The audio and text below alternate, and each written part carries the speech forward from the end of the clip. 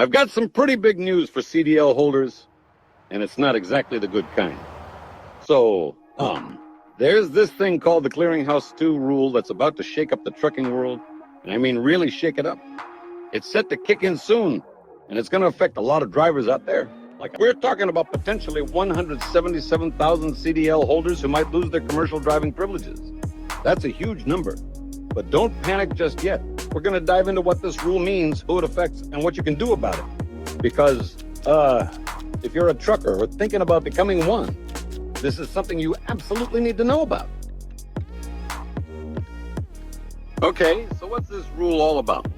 Well, it's basically the government's way of saying, hey, we need to keep closer tabs on commercial drivers who might have drug or alcohol issues. But it's not just about keeping track.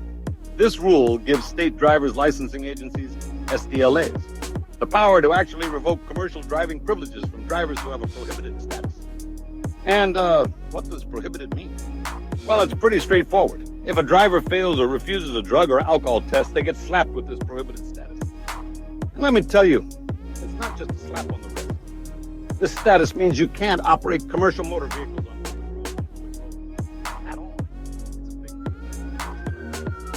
We're talking about...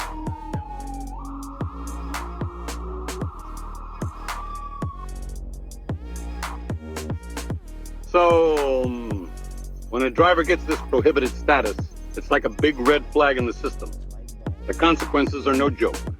We're talking about your CDL or CLP being automatically downgraded or denied.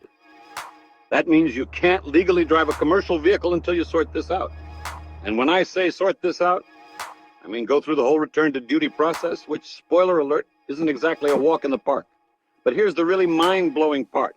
As of September 1st, 2024, there are 177,092 CDL and CLP holders who are in this prohibited status. That's a lot of drivers. We're talking about a potential shortage that could hit the trucking industry pretty hard.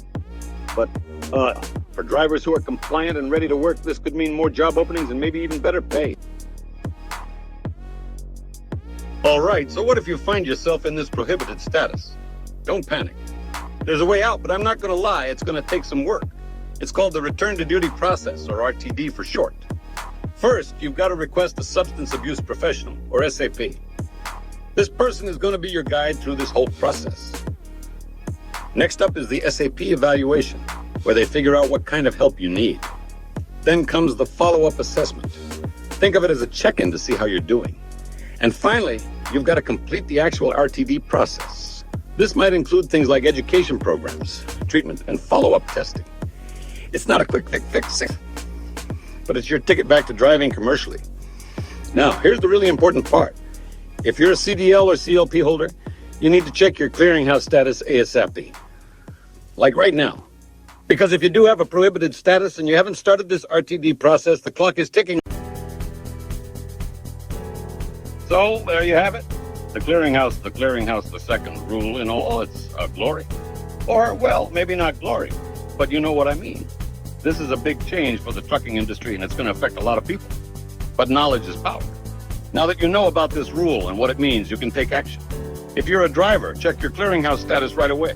If you're an employer, make sure you're up to date on all your driver's statuses. And if you do find yourself in that prohibited status, don't lose hope. Start that return to duty process as soon as you can. Remember, the goal here is to make our roads safer for everyone, and that's something we can all get behind. So, don't wait. Take action now. Check out the resources we've linked below for more information on the Clearinghouse, the second rule, and the RTD process. Stay safe out there and keep on trucking.